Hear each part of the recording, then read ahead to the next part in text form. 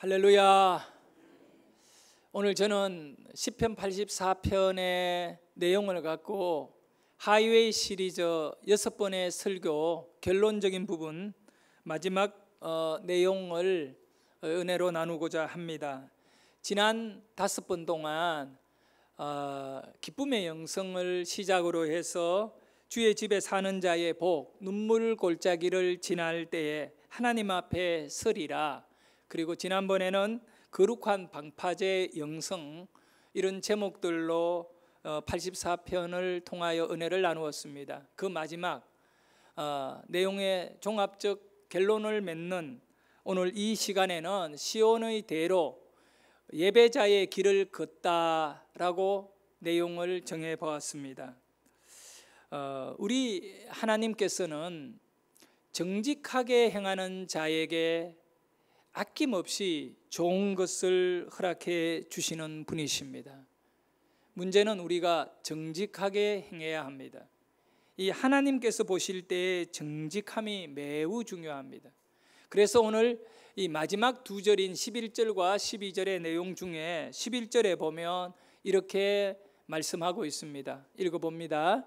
여호와 하나님은 해요 방패이시라. 여호와께서 은혜와 영화를 주시며 정직하게 행하는 자에게 좋은 것을 아끼지 아니할 것입니다. 아멘. 하나님은 우리에게 어떤 분이시냐 하면 태양 같은 분입니다. 해 없이 생명이 존재할 수 없잖아요. 방패입니다. 아무리 우리가 잘나도 우리 인생에는 여러 가지 많은 어려움과 문제가 있습니다. 우리를 영적으로 파멸시키는 공격들이 있습니다. 왜냐하면 죄성을 갖고 있잖아요. 죄가 우리를 무너지게 하는 겁니다. 이런 것을 막아주는 영적인 방패가 하나님이십니다. 절대적인 하나님. 그리고 하나님은 은혜입니다. 은혜 없이 어떻게 우리가 살 수 있나요? 하나님은 영화입니다. 영화라고 하는 것은 우리의 존재가 완전히 바뀌어지는 겁니다. 하나님으로 인하여 이런 일들이 일어납니다. 이런 모든 것은 우리에게 있어 좋은 것입니다. 그런데 이 좋은 것이 나의 것이 되게 하기 위해서는 바로 정직한 자에게 그런 일들을 하나님은 주신다는 겁니다. 좋은 것, 히브리어로 토브입니다. 여러분이 혹시 다니시다가 가게 이름이 뭐 카페라든가 상점이라든가 미용실 뭐 이런데 간혹 토브라고 하는 가게가 있습니다. 100% 기독교인. 이 토브라고 하는 히브리어는 뜻이 여러 가지가 있지만 유익한 것을 토브라고 말합니다. 여러분에게 도움이 되는 거예요. 자식이 얼마나 귀한 존재입니까? 때로는 이 자식이 무익할 때가 있어요. 가슴이 찢어지잖아요. 그리고 우리에게 있어서는 이 유익한 것, 좋은 것이 되어야 합니다. 그러나 여러분에게 악한 것으로, 여러분을 죽이는 것으로 역사하는 것들이 얼마나 많은데요. 좋은 것을 받아야 됩니다. 하나님의 존재는 여러분에게 좋은 것, 토브를 주시는 분입니다. 그 마귀는 여러분에게 어떤 존재입니까? 사탄이요. 아담에게, 하와에게 다가가서 선악과를 주었습니다. 이거 먹어라. 이 사탄이 준 것을 받아 먹은 하와가 결국은 저주를 받게 된 것입니다. 우리에게 도움이 되지 아니하고 유익하지 않는 것들이 얼마나 여러분 주위에 가짜, 거짓말, 속이고 가면을 쓰고 우리가 속아가지고 그것을 붙잡는 순간에 우리는 같이 망하게 되는 것입니다. 그래서 마귀를 다른 이름으로 거짓의 압이라는 겁니다. 거짓의 주류라는 겁니다. 이 거짓이다 보니 진짜인 줄 알고 속아가지고 거기에 넘어가게 된다, 이렇게 볼 수 있습니다. 여러분, 하나님은 여러분에게 좋은 것을 주시기를 원하십니다. 토브를 주시기를 원하십니다. 그래서 오늘 말씀 11절에도 보면 여호와 하나님은 해요 방패시라, 여호와께서 은혜와 영화를 주시며 라고 말씀합니다. 주님은 우리에게 가장 좋은 것 그리고 꼭 필요한 것을 공급하여 주십니다. 최종 결론적으로 여러분, 죽음을 맞이한 다음에 영원한 생명을 누가 주십니까? 주님이 주십니다. 주님이 주시는 것을 받아야 됩니다. 하나님과 가까이 하게 되면 좋은 것을 얻을 수 있습니다. 반대로 마귀를 가까이 하게 되면 저주와 죽음이 우리 안에 들어오게 됩니다. 어떤 사람이 좋은 것을 얻을 수 있는가? 여기에 대해서 시편 84편 12절에는 이렇게 말씀합니다. 읽어봅니다. 만군의 여호와여, 주께 의지하는 자는 복이 있나이다. 오늘 시편 84편의 결론은 한마디로 주님을 의지하는 자가 되어야 된다는 것을 말씀하고 있죠. 그래서 고라 자손들은 시온의 대로, 그러니 하나님을 찾아가는 사람의 인생의 가장 중요한 삶의 가치는 뭘까? 여기에 대해 답을 주고 있습니다. 주님을 의지하는 것이다. 어쩌면 여러분은 오늘 이 자리에 나온 이유가 바로 똑같이 이 고라 자손들이 가졌던 그 마음, 주님을 의지하려고 나온 거 아니겠어요? 그리고 주님을 의지하는 자에게는 하나님이 토벌을 주십니다. 우리가 그것을 받게 될 줄 믿습니다. 시편 84편 고라 자손들의 시온의 대로 기쁨의 영성의 결론은 바로 이렇게 맺지요. 주께서 주를 의지하는 자에게 복을 주신다. 여러분, 오직 주님만 의지할 수 있기를 바라겠습니다. 그래서 이 11절과 12절을 통해서 이 두 가지 내용을 살필 수가 있는데, 첫 번째는 하나님과 나는 어떤 관계인가를 고라 자손들은 정립하고 있습니다. 정리해주고 있습니다. 하나님과 나는 어떤 관계인가, 그 내용이 바로 11절 내용입니다. 11절 내용을 보면 하나님은 나의 해요, 방패요, 은혜요, 영화입니다.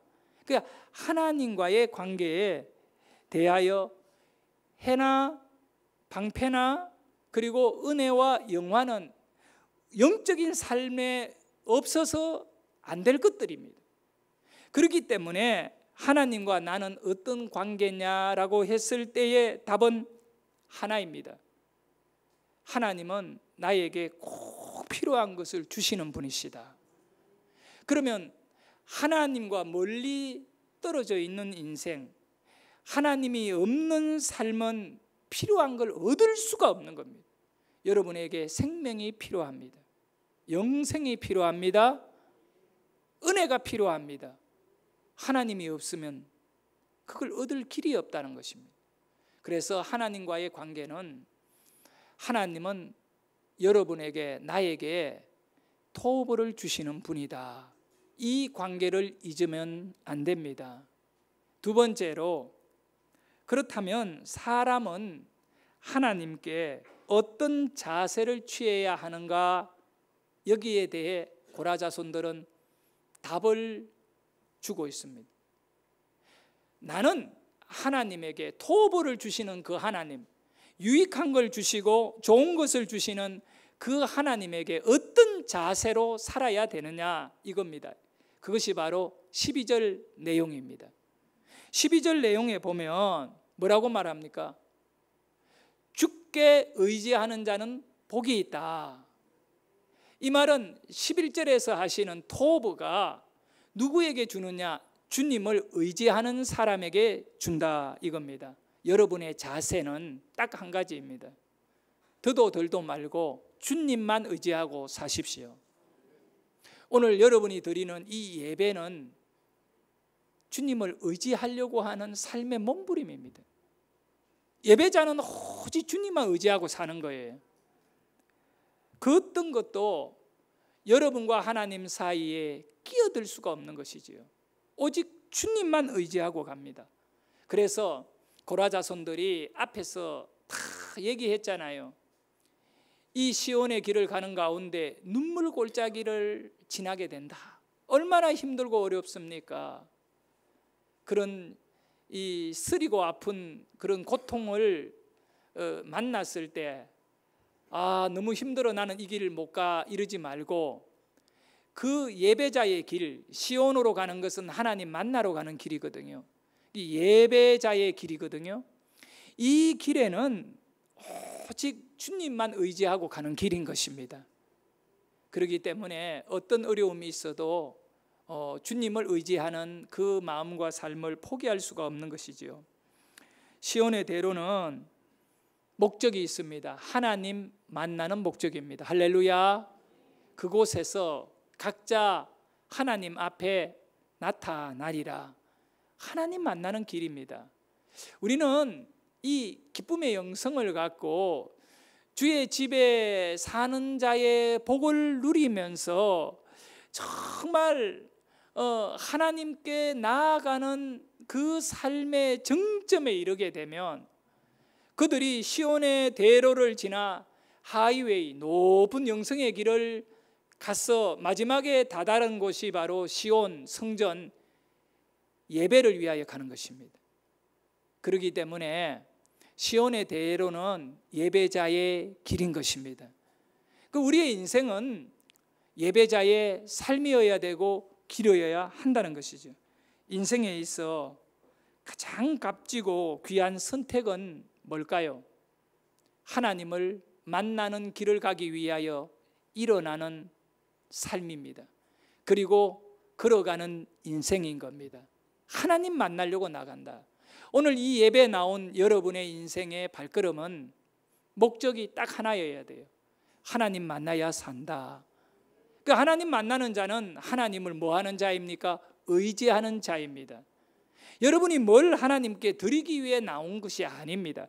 그것은 여러분이 하나님을 만나러 나온 삶의 표현에 지나지 않습니다. 정말 그 삶의 핵심은 하나님 만나야 된다는 것입니다. 하나님을 만나지 않으면 토벌을 얻을 수가 없기 때문에 내 인생의 유익과 내 인생의 가장 중요한 가치 있는 것은 하나님으로부터 나에게 주어지는 것입니다. 인생에 있어 정말 가장 귀한 순간은 언제라도 여러분 정말 힘들고 어려울 때 다른 거 다 내려놓으십시오. 그리고 고백하십시오. 이제 내 힘으로 할 수 없구나. 하나님 만나러 가자. 이것이 여러분의 영성이 되기를 바랍니다. 사람들은 하나님이 아닌 다른 것을 만나려고 일어나고 길을 갑니다. 돈을 얻기 위해, 권력과 명예와 쾌락을 얻기 위하여 일어나는 사람들이 많이들 있습니다. 그런데 여러분은 그런 삶을 살지 마십시오. 정말 매 순간순간마다 하나님을 만나러. 그래서 하나님보다 더 사랑하는 것은 전부 우상이라고 했지 않습니까? 그러니 우상을 만들고 우상을 만나러 가는 사람들이 우리 주위에 얼마나 많이 있습니까? 왜 이런 일이 일어났냐면 사탄이 우리의 생각을 다 병들게 해버렸기 때문에, 죄로 인하여 우리를 무너지게 했기 때문에 우리가 하나님을 만나러 가야 복을 받는데, 하나님을 의지해야 복을 받는데 우상을 바라보고 우상에게 의지하고 있다는 겁니다. 공부를 많이 한 사람, 또 재력을 크게 가지고 이렇게 어떻게 물질로 성공한 사람, 또 권력을 크게 가진 사람. 그러니까 여러분 이걸 아셔야 돼요. 하나님을 만나고 또 하나님께 토부를 받는 것과 세상적인 출세하고는 아무런 상관이 없다는 사실을 분명히 아셔야 됩니다.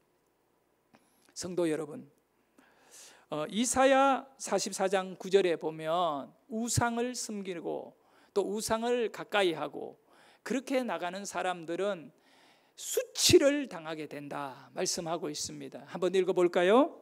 우상을 만드는 자는 다 허망하더라. 그들이 원하는 것들은 무익한 것이거늘 그것들이 증인을 보지도 못하며 알지도 못하니 그러므로 수치를 당하리라. 아멘. 하나님을 의지하는 사람들은 복을 받습니다. 예배하는 사람은 복을 받습니다. 하나님을 의지하는 행동의 결과는 예배인 겁니다. 하나님을 의지한다고 말하면서 예배 안 드린다, 가짜입니다. 그가 정말로 하나님을 의지한다면 예배자인 것입니다. 그런데 우상을 예배하는 자는 허망한 것, 절대로 유익한 걸 얻지 못하고 좋은 것을 얻지 못합니다. 좋아 보이는 것들이지만 가짜입니다. 속이는 겁니다.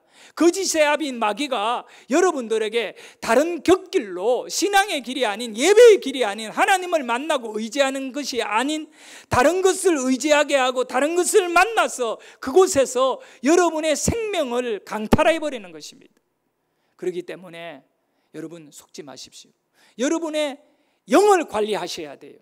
여러분의 신앙을 예배자로 만들고 하나님만 의지하는 삶으로 그렇게 여러분을 계속적으로 바꿔가야 하는 겁니다.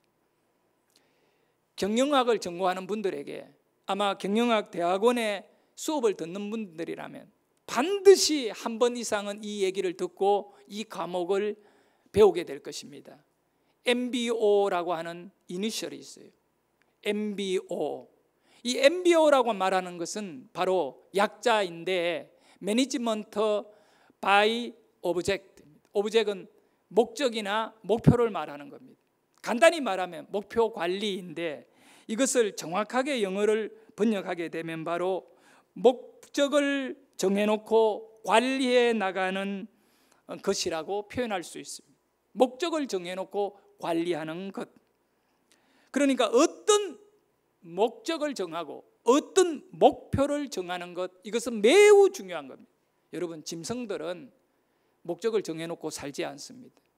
하루하루 그냥 흘러가는 대로 물과 같이 흘러가고 있습니다. 우리 인생은 다릅니다. 우리 인생에는 MBO가 필요하다는 겁니다. 매니지먼트 바이 오브젝트. 여러분의 인생을 경영을 해야 되는 겁니다. 근데 가게에 가면 매니저가 있잖아요. 그는 관리자라고 하는 뜻이잖아요.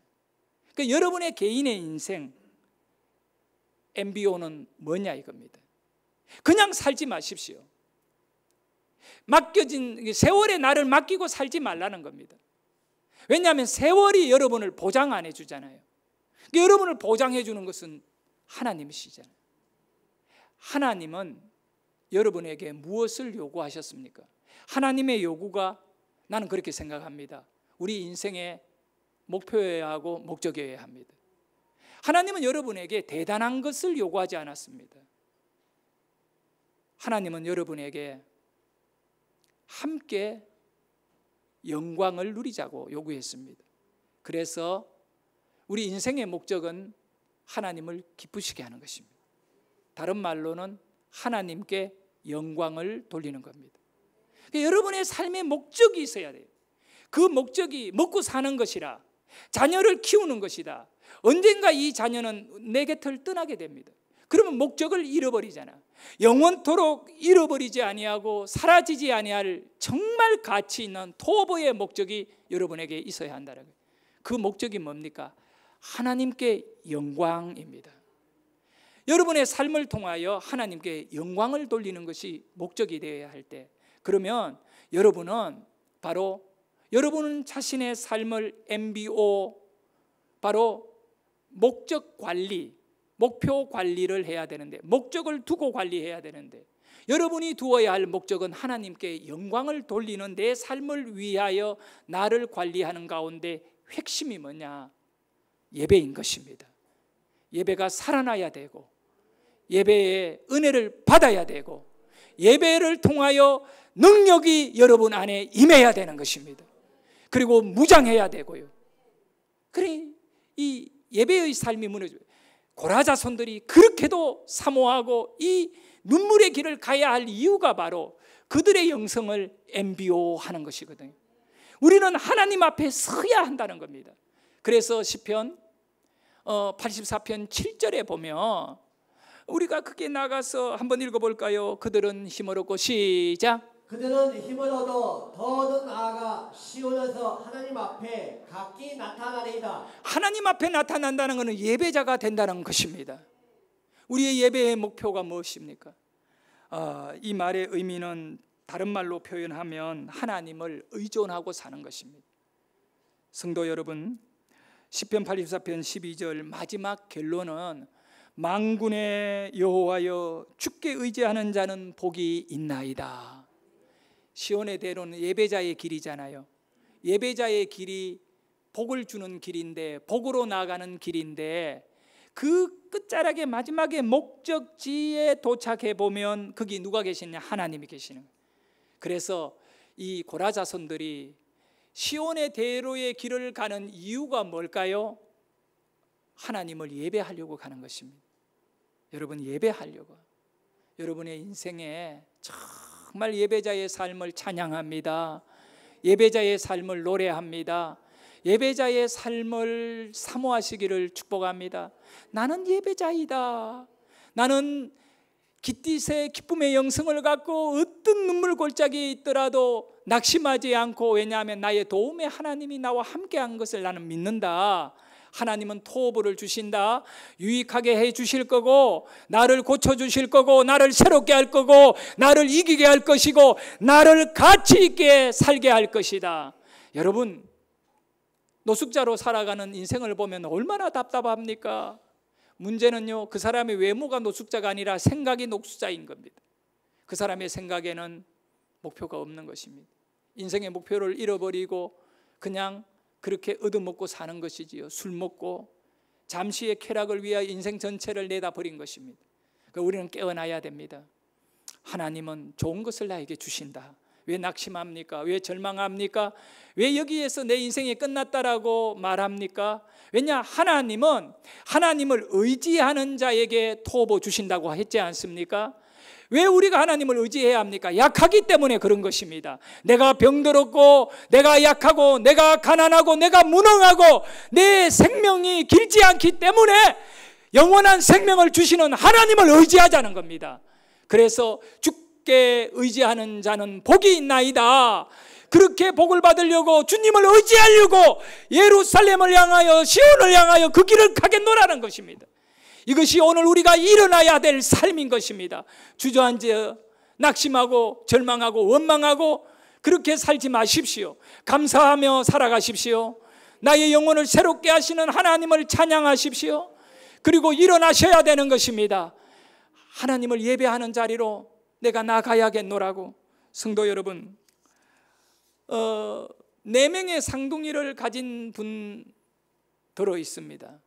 저 개척을 처음 했을 때에 우리 교회 애기들이, 성도가 10명도 되지 않을 때에 애기 상둥이, 3상둥이인가 4상둥이를 가진 엄마가 처음 예수를 믿는 분이 우리 교회에 왔습니다. 저는 그 아이들이 천사같이 보였고요, 얼마나 기뻤는지 몰라요. 호계동에 있을 때, 그리고 교회가 이렇게 멀리 가면서 그 아이들이 나올 수 없으니까 동네 교회로 가게 했는데요, 4명의 자녀가 있는 대표적인 이렇게 텔레비에 막 나오는데 대한민국, 그죠? 그런 거 있잖아요. 근데 혹시 6명의 자녀를 둔 부모를 보신 적이 있나요? 얼마 전에 그 기사에 나왔는데 미국 오하이오 주에 에서 1997년도에 7명의 자녀가 태어났어요. 근데 지금 그 아이들이 다 성장을 해가지고 훌륭하게 사회로 진출하는 그 시점에 해외 토픽에 나온 기사를 읽어보게 되었습니다. 의사는 케니와 바비 부부인데, 케니라고 하는 남편과 바비라고 하는 아내, 이 부부가 이 7명의 아이를 임신했다는 얘기를 듣는 순간에, 의사로부터 듣는 순간에 바비는 이 충격과 극심한 공포에 빠지게 되는 겁니다. 안 그래도 가난한 집안에 백인이에요. 이 2살짜리 딸이 있는데 두 번째 그냥 하나 더 놓으려고 임신했는데 뱃속에 7명이 들어있어요. 이게 돼지나 그 다음에 강아지 정도가 이렇게 들어갔는데 이게 사람이 7명이 들어있으니, 그래서 이 산부인과 이 의사들은 그 산부인과 의사들이 쓰는 용어로 선택적 축소라고 하는 것이 있습니다. 이거는 불법이 아니고 산모와 아이의 건강을 위해서 이 많은 아이들, 뭐 3명을 임신했다든가 4명을 임신하였을 때에는 1명 혹은 2명만 남기고 선택적으로 아이들을 이렇게 제거를 해주는 것은 이 의술입니다. 의술. 이게 나쁜 것이 아니지만 의사들이 합법적으로 그 바비에게 권면했습니다. 바비는 그 산모의 위험성과 아이의 그 위험성을 의사에게 전달받았을 때 너무 고통스러웠습니다. 일단 선택적 축소를 어떻게 해야 되는가? 그래서 먼저 하나님께 부부는 기도하기 시작했어요. 독실한 크리스찬들이었기 때문에 하나님께 기도하고 눈물로 기도하는데, 기도하면 할수록 더 담대함을 주신 하나님이세요. 그래서 의사에게 얘기했습니다. 우리는 7명의 아이를 다 낳겠노라고. 그럴 때 의사는 화를 내면서 잘못 선택한다고 전문가에게 맡겨야 된다고, 이 길은 아니라고 그랬지만 그래도 하나님이 주신 생명이니까 끝까지 다 놓겠노라고. 그렇게 해서 1997년 11월 19일 바비는 남자 4명, 여자 3명을 출산하게 되는데 6분간 1분에 1명씩 출산을 하게 됩니다. 그날 7명의 아이를 출산하기 위해 동원된 의료진이 기념 촬영을 했는데 사진을 한번 보더라고요. 저 많은 사람들이 7명의 아이를 받기 위해 준비한 것입니다. 그리고 병원 밖에 7명의 아이가 출산되었다라고 하는 뉴스를 전하기 위해 몰려든 그런 방송국의 모습을 보여드리도록 하겠습니다. 저렇게 많은, 이건 뭐 대통령 단성 발표도 아니고 아주 인공위성으로 실시간 방송하기 위해, 근데 한 명도 죽지 않고 건강한 아이 7명을 출산하게 됩니다. 이 아이들의 출산과 자라고 있는 사진을 한번 보도록 합니다. 계속 넘겨주세요. 너무 많은 사진이라 나는 보면서 이게 상상이 안 갑니다. 예. 너무너무 아름다운 아이들의 성장의 모습을 보고, 자, 이 아이들은 계속 사진은 대통령들을 다 만나요. 예. 고등학교를 졸업하고 지금 올해 찍은 사진. 이제 얘네들이 고등학교를 졸업하고 사회, 대학으로 다 진학하면서 부모를 떠나게 될 때 언론에 그들의 사진을 공개한 것입니다. 이 부부가 쓴 책이 감동적이었어요. 영어로 나와 있는 책인데 아직 한국어 번역은 되지 않았습니다. 책 제목이 뭐냐면 Seven from Heaven입니다. 하늘로부터 7의 선물이 왔다. 나는 내용을 잘 모르지만 이 내용에 대한 서평을 읽어보니까 이 아이 내 자식이 아니다. 이 아이는 하나님이 주신 아이들이다. 그래서 갓난 아기 때부터 성장해서 부모를 떠나는 오늘날까지 그들은 예배자로 살았던 것입니다. 사진을 하나 볼까요? 정말 주만 의지하고, 여러분, 가난한 부부가 이 7명의 아이를 키우기 위해 얼마나 힘들었겠어요. 물론 교회들과 주위 분들이 많이 자원봉사가 도와줬어요. 요즘 우리 젊은이들 1명 낳고도 힘들어 주겠다고 하는데 하나님 의지 좀 하고 하나님 의지하고 살면 감당케 되어질 줄 믿습니다. 성도 여러분, 하나님께서 나에게 주신 것들이 너무 많다. 토벌을 주셨다. 그리고 앞으로도 하나님은 여러분과 나에게 너무 좋은 것을 많이 주시려고 준비하고 계시는 것입니다. 마태복음 7장대로 너희가 자식들에게 좋은 것을 줄 줄 아는데 나는 너희들에게, 기도하는 너희들에게 좋은 것을 다 준다. 우리가 하나님께 구한다면 여러분에게 정말 유익하고 좋은 것을 아낌없이 하나님은 주시는 겁니다. 그래서 바울은 로마서 8장 32절에서 이렇게 말씀합니다. 자기 아들을 아끼지 아니하시고 우리의 모든 것을 사람들 위하여 내게 주신 이가 어찌 그 아들과 함께 모든 것을 우리에게 주시지 아니하시겠느냐. 아멘. 좋은 것을 우리 하나님은 아들을 주시기까지, 아들이 얼마나 좋은 것입니까? 여러분, 우리가 주고 마땅하고 지고 가야 되겠지만 아들을 받았기 때문에 영생을 얻는 것입니다. 그러나 천국에 가는 거로 끝나는 것이 아니라 그 아들과 함께 이 땅을 살아가며 필요한 모든 좋은 것을 주신다는 것입니다. 때로는 내가 원하는 것을 하나님이 주시지 않을 때에는 내게 안 좋은 것이니까 안 주는 것입니다. 어떤 사람은 돈을 많이 가짐으로 타락할 수 있고, 어떤 사람은 건강을 가짐으로 타락할 수 있고, 어떤 사람은 주위에 사람이 있음으로 타락할 수가 있기 때문에 우리 하나님은 여러분을 너무 잘 아시는 거예요.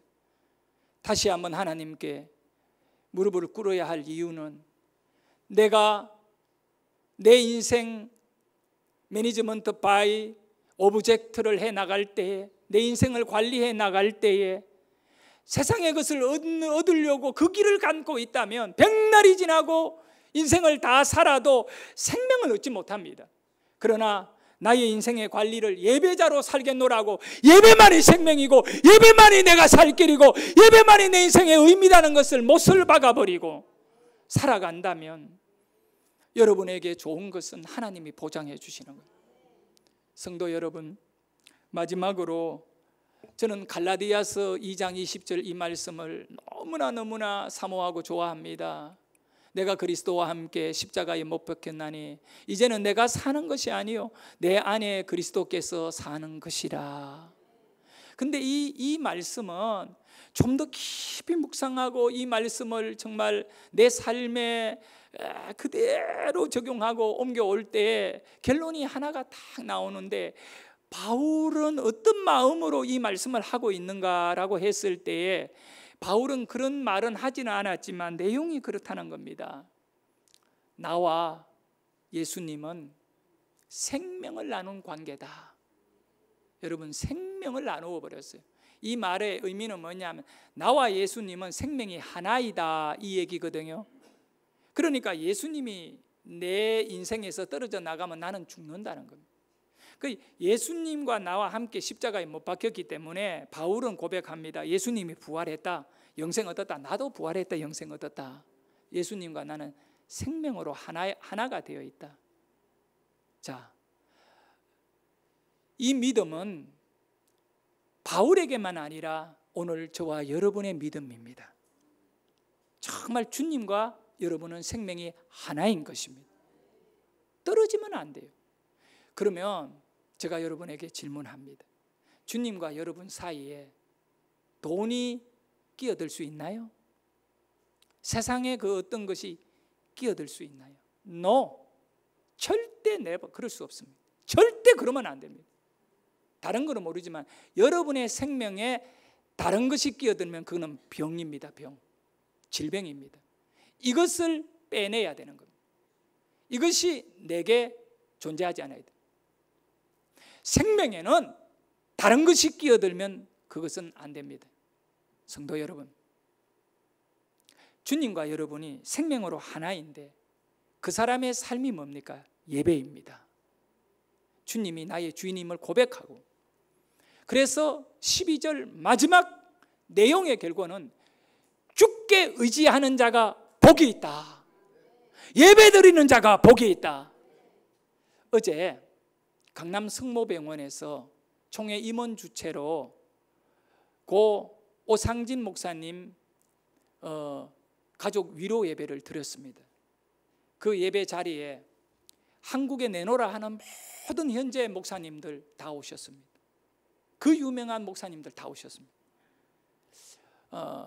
제가 이 예배를 준비를 하고, 왜냐하면 부총회장 오종호 목사님의 아버님이 돌아가셨기 때문에 그 예배를 다 순서지 만들고 준비 다 하고, 오는 분들 다 그 담당자들 누가 설교할 것인지 누가 축도할 것인지 이걸 정리를 다 하는데, 막 서로 이런 장례 예배에도 서로 순서 달라고 저한테 얼마나 다 물리치고 질서를 따라 꼭 해야 할 사람들을 딱 해서 했습니다. 근데 총신대학교 총장인 박성규 총장님이 조사를 하게 되는 거예요. 조사 시간에 거기 온 조문객들이 다 눈물을 흘렸습니다. 저는 오상진 목사님 얼굴을 본 적도 없는 사람입니다. 그런데 흘러내리는 눈물은 이걸 막을 길이 없었습니다. 오상진 목사님의 아들은 4명인데 첫째가 서울 사랑의 교회 오정현 목사고 둘째가 대전 새노람 교회의 오정호 목사님. 그 대전 새노람 교회 오정호 목사님이 부총회장이고 저가 부석입니다. 그러니까 총회장과 서기는 한 세트거든요. 행정을 책임지는 사람은 서기고 총회의 대표자는 총회장이기 때문에 그래서 모든 것을 이제 저에게 맡긴 거죠. 근데 그 총신대학교 총장이 오셨기에 제가 특별한 관계라는 걸 알아서 조사를 시켰습니다. 이 총신대학교 총장은 대학교 1학년 때 서울 내수동 교회에서 오정현, 오종호를 만나게 됩니다. 그러니까 오상진 목사님 아들을 만나게 됩니다. 그 아버지는 그 부산에 있는 가야 제일교회 조그마한 개척교회를 이렇게 하고 있던 목사이기 때문에 돈이 없어서 서울에 정말 싼 전셋집을 구해 주었다는 겁니다. 그 전셋집은 오정현 목사, 서울 사랑의 교회 목사님이 라벌이라고 하는 이름을 붙여놓고 정말 주님을 사랑하는 사람들을 다 끌어모아가 거기에서 공동체 생활을 했던 것입니다. 이 공동체 생활 속에서 10명도 넘는 한국교회의 별 같은 존재들을 거기에서 나오게 되는 총신대학교 총장, 총신대학교 이사장, 그리고 헤아릴 수 없는 사랑교회 담임 목사, 그리고 새로남교회 담임 목사, 그렇게 해서 그 얘기를 박성규 총장이 하면서 자신의 인생에 잊을 수 없는 오상진 목사님에 대한 생각은 정동 CCC 빌딩에서 오정현 목사님이 결혼을 했고 오정호 목사님이 결혼을 했답니다. 그 자리에서 유족이 아닌 가족 대표로 결혼식에 그 오상진 목사님이 이렇게 인사를 드릴 때 한마디 했는데 첫째 아들, 둘째 아들을 동일하게 그 얘기를 하고 들어갔다는 겁니다. 내용은 바로 오정현 목사는 오상진 목사 아들이 아닙니다. 오정현 목사는 하나님의 아들입니다. 그리고 둘째 아들 오종호 목사는 오상진 목사 아들이 아닙니다. 저는 한 번도 내 아들로 키운 적이 없습니다. 오정현 목사는, 오종호 목사는 하나님의 아들입니다. 짧은 그 얘기를 하고 들어갔대요. 근데 첫째 아들 오정현이가 부산에서 고등학교를 졸업하고 서울의 숭실대학교에 합격해가지고 공부를 하러 올라오는데 아버지가 부산역에 나와 완행열차를 태워 올라보내면서 봉투를 하나 줬다는 겁니다. 청년 오정현은 아버지가 주는 용돈을 받고 너무 기뻐가 설레이는 마음으로 자리에 앉아 봉투를 여는 순간에 평생의 낙심을 한 거예요. 돈이 아니라 종이 한 장인데 그게 성경 말씀 딱 하나 적어놓고 뭐라고 했냐면 너는 하나님의 아들이니 하나님이 대학 마치게 해줄 거다. 너가 아버지께 빌고 구하고 학교 졸업해라. 그들이 고등학교를 졸업하고 집을 떠날 때까지 그 자리에서 하시는 얘기가 뭐냐면 한 번도 매3 주 5를 어긴 적이 없대요. 오상진 목사는 자기 4명의 자식에게 매3 주 5를 어긴 적이 없대요. 매3은 매일 성경 3장, 주일은 5장. 읽지 않으면 아침에 깨어서 성경 3장 읽지 않으면 아침밥 안 줍니다. 확인을 합니다. 점심 때까지 읽지 않으면 점심도 굶습니다. 저녁에까지 읽지 않으면 그날은 금식입니다. 여러분 어느 자식이 성경을 안 읽고 금식하겠습니까? 그래서 오정호 목사님은 말합니다. 배고파서 성경 읽었습니다. 주일은 5장 읽어야 아침 줍니다. 그분들이요 지금 한국교회에 수만 명, 7만 명의 교회에 목회를 하고 대전에서 10,000명 넘는 교회에 목회를 하고 있어요. 그건 영성입니다. 오상진 목사가 자기 자식으로 키웠더라면 그런 인물 나올 수가 없습니다. 우리는 알아야 됩니다. 그들이요 몸부림치면서 한 길을 갔는데 그게 뭐냐면 우리 아버지 바라보고 나 살면 안 된다. 하나님 바라보고 살아야 된다. 그래서 이 아들들이요 하나님만 바라보고 살아서 오늘의 현장에 도착한 것입니다. 성도 여러분, 우리도 이 믿음 갖고 사십시다. 주님과 생명을 나눈 여러분들, 내가 그리스도와 함께 십자가에 못 박혔나니 지금 여러분의 삶에 예수님과 여러분 사이에 무엇이 끼어들어 있습니까? 어떤 분은요, 주일날 출근해야 되기 때문에 교회 못 나온다. 직장이 예수님과 여러분 사이에 끼어든 겁니다. 그렇잖아요. 어디 결혼식이 있어 가야 된다. 주님과 그분 사이에 결혼식이 끼어든 거고, 이제는 시온의 대로를 가는 자가 되기를 원합니다.